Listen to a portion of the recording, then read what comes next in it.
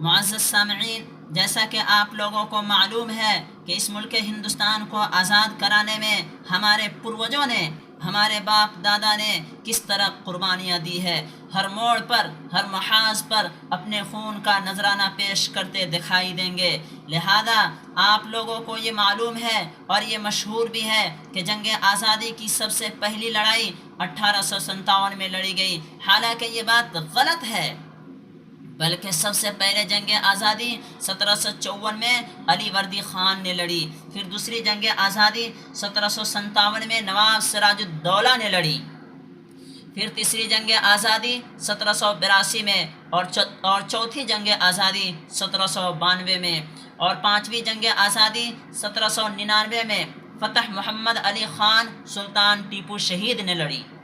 پھر 1803 میں شاہ عبدالعزیز محدث دہلوی نے آزادی کی تحریک چلائی، اور اسی تحریک کے سائے تلے چھٹی جنگ آزادی 1831 میں ان کے شاگردوں بالخصوص سید احمد شہید رائے بریلوی نے لڑی۔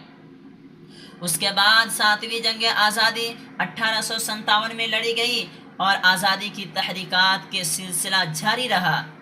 بالآخر 1947 کو یہ ملک آزاد ہوا، جس میں شروع سے لے کر آخر تک مسلمانوں نے قائدانہ کردار ادا کرنے کے ساتھ ساتھ